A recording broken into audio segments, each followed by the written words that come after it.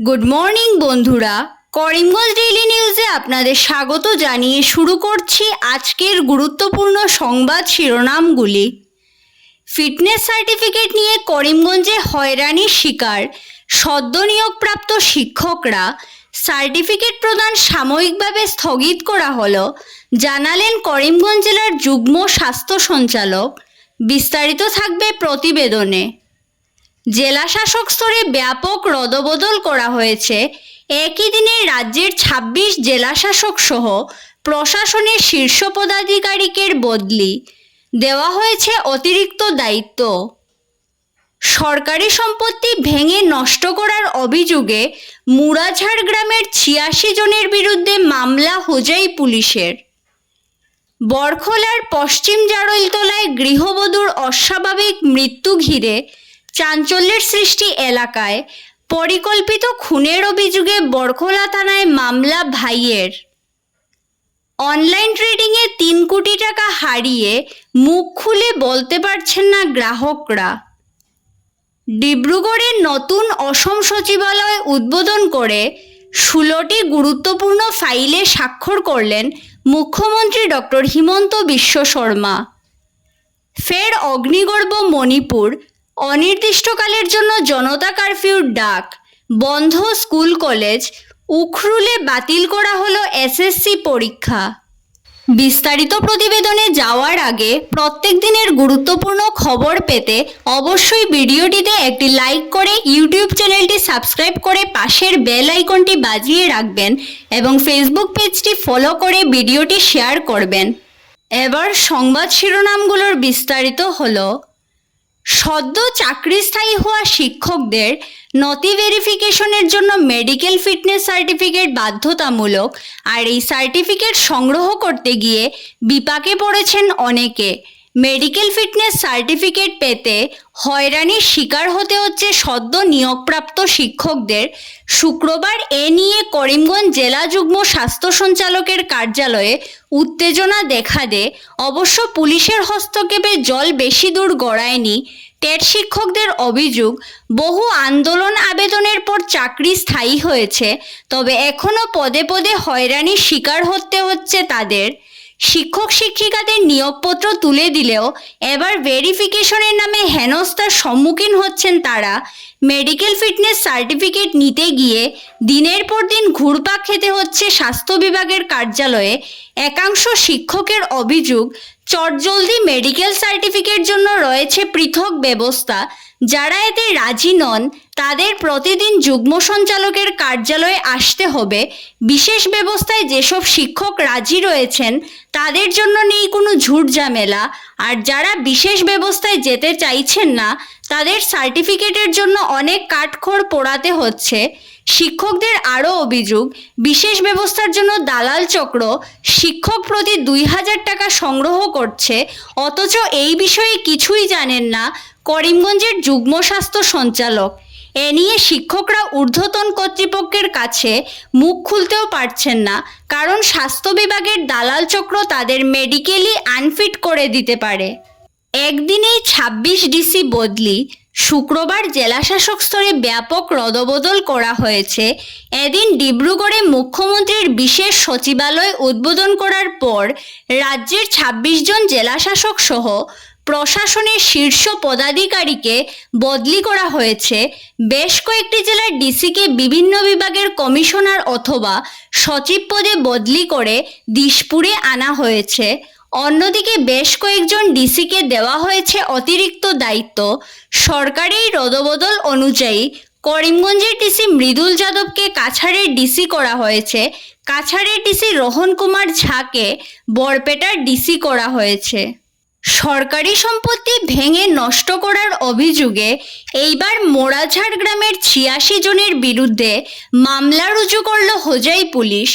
অভিযান চালিয়ে অভিযুক্তদের বাড়ি থেকে পুলিশ ও শক্তি বিভাগের কর্মীরা খুলে নিয়ে আসে অবৈধভাবে বিদ্যুৎ সংযোগ করে চালানো টিভি ও ফ্রিজ। হোজাই বিদ্যুৎ বিভাগের কর্তারা জানান, গতকাল মোরাঝাড়ের বাসিন্দারা প্রতিবাদের নামে বিদ্যুতের মিটার ভেঙে তছনছ করে ফেলেন। এই ঘটনার পর হুজাই পুলিশের সঙ্গে যৌথ অভিযান চালিয়ে যেসব বাড়ি থেকে স্মার্ট মিটার খুলে প্রতিবাদ করা হয়েছিল তাদের বিদ্যুৎ সংযোগ বিচ্ছিন্ন করা হয়। এছাড়াও ইলেকট্রিক তারের সঙ্গে টিভি, ফ্রিজ ছাড়াও বহু সামগ্রী খুলে নিয়ে আসা হয়েছে। উল্লেখ্য, বৃহস্পতিবার স্মার্ট মিটারের বিরুদ্ধে মোড়াঝাড়ের বাসিন্দারা প্রতিবাদ করেন। বিদ্যুৎ বিভাগের কর্মীদের লাগিয়ে দেওয়া স্মার্ট মিটার খুলে র্যালি করে থানায় গিয়ে তা জমা করার চেষ্টা করেন, কিন্তু তা পুলিশ জমা না নিলে স্থানীয় বাসিন্দা ইসলাম উদ্দিনের প্ররোচনায় মাটিতে ছুঁড়ে ফেলে ভেঙে গুড়িয়ে দেওয়া হয় স্মার্ট মিটার। এই ঘটনার পর উত্তপ্ত পরিস্থিতির সৃষ্টি হয়। অবশেষে স্থানীয়রা ভাঙা মিটার নিয়ে গিয়ে লাইনম্যানের বাড়িতে জমা করে আসেন। বরখলার পশ্চিম জারৈলতলায় এক গৃহবধূর অস্বাভাবিক মৃত্যুকে কেন্দ্র করে চাঞ্চল্যের সৃষ্টি হয়েছে। হতভাগ্য ওই গৃহবধূর নাম হাবিবা বেগম বড়ভুইয়া। স্বামীর বাড়ির লোকেদের ভাষ্যমতে হাবিবা আত্মহত্যা করেছেন, যদিও তার বাবার বাড়ির লোকেরা সেটা মানতে নারাজ। তাদের অভিযোগ, হাবিবাকে পরিকল্পিতভাবে খুন করে আত্মহত্যার রূপ দেওয়ার চেষ্টা করা হচ্ছে। এমন অভিযোগে হাবিবার ভাই, তার স্বামী, শ্বশুর সহ 3 জনের বিরুদ্ধে 5 সেপ্টেম্বর বরখলা থানায় মামলা দায়ের করেছেন। ভারতীয় ন্যায় সংহিতার ধারা অনুযায়ী মামলা নথিভুক্ত করে বরখলা পুলিশ তদন্তে নেমেছে, যদিও গ্রেফতারের কোনো খবর পাওয়া যায়নি। জানা গেছে, গত 3 সেপ্টেম্বর সকালে পশ্চিম জারৈলতলায় শ্বশুরবাড়িতে বাথরুমে গলায় ওড়না দিয়ে ফাঁস লাগিয়ে আত্মহত্যা করেন হাবিবা। কিন্তু খবর পেয়ে হাবিবার ভাই বোনেরা ছুটে গিয়ে দেখতে পান হাবিবার মাথায় আঘাতের চিহ্ন রয়েছে। এতে তারা নিশ্চিত হন শ্বশুরবাড়ির লোকেরা তাকে পরিকল্পিতভাবে খুন করে আত্মহত্যার রূপ দিতে চাইছেন। 50 লক্ষের অধিক টাকা ইনভেস্ট করাতে পারলে এজেন্টদের স্করপিও, বোলেরো, থার গাড়ির ডাউন পেমেন্ট করে দিত অনলাইন চক্রের করিমগঞ্জের মূল খলনায়ক আহমেদ শাকির। তাই এই লোভনীয় অফার লাভ করে অনেকেই সংস্থার এজেন্ট হয়ে যান। নিজের বুদ্ধিমত্তায় 1.5 বছর চুটিয়ে তথাকথিত অনলাইন ব্যবসা করে সাকিব বাহিনী। বৃহস্পতিবার রাতে করিমগঞ্জ পুলিশের এক বিশাল বাহিনী শাকিরের নতুন ও পুরনো বাড়িতে অভিযান চালায়, কিন্তু অনেক দিন আগে সে আত্মগোপন করে বলে খবর। শুধু তাই নয়, 1,10,00,000 টাকা দিয়ে যে রেঞ্জ রোভার গাড়ি ক্রয় করেছিল শাকির, সেটিও গুয়াহাটিতে নিয়ে বিক্রি করে দেয়। বদরপুর এলাকায় অনেক কলেজ পড়ুয়া যুবক নিজেদের আত্মীয় স্বজনের কাছ থেকে লক্ষ লক্ষ টাকা সংগ্রহ করে সাকিবের অনলাইন কোম্পানিতে জমা দেন। সাকিবের কোম্পানির স্লোগান ছিল, রিস্ক হে তো ইশক হে, অথবা ঝুঁকি নিলে ভালোবাসা আছে। এভাবে শত শত গ্রাহক তার প্রতারণার ফাঁদে পা দিলেও কেউ ভালোবাসা লাভ করতে সক্ষম হননি। সূত্রের খবর, প্রায় 1.5 বছর থেকে অতি গোপনে ট্রেডিং জালিয়াতি করে আসছিল শাকির বাহিনী। বিগত 5-6 মাস থেকে কোনো লোককে 1টি টাকাও ফিরিয়ে দিতে পারেনি বলে অভিযোগ। গ্রাহকদের টাকা ফিরিয়ে দিতে না পারায় বাজারে খবর চাউর হয়ে শাকির পালিয়ে গেছে। ডিব্রুগড়ের নতুন অসম সচিবালয় উদ্বোধন করে মুখ্যমন্ত্রী ডক্টর হিমন্ত বিশ্ব শর্মা 16টি গুরুত্বপূর্ণ ফাইলে স্বাক্ষর করেন। এছাড়াও অনেক জেলার কমিশনারদের বদলির নির্দেশ দিয়েছেন মুখ্যমন্ত্রী। এদিকে করম পূজার দিন পেইড হলিডে ঘোষণা করেন মুখ্যমন্ত্রী।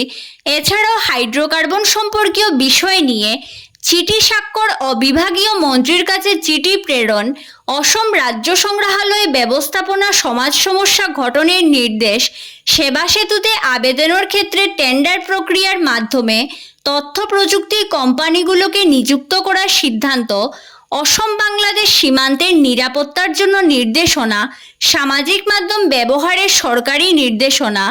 স্বাধীনতা দিবসের দিন ডিব্রুগড়ে পতাকা উত্তোলন করার সময় মুখ্যমন্ত্রী ডক্টর হিমন্ত বিশ্ব শর্মা যে সিদ্ধান্ত নিয়েছিলেন, আজ ডিব্রুগড় থেকেই সেই সিদ্ধান্তগুলো বাস্তবায়িত করেছেন তিনি। ধন্যবাদ সবাইকে। আরও নতুন নতুন খবর পেতে করিমগঞ্জ ডেইলি নিউজ পেজটিকে ফলো করে সঙ্গে থাকুন।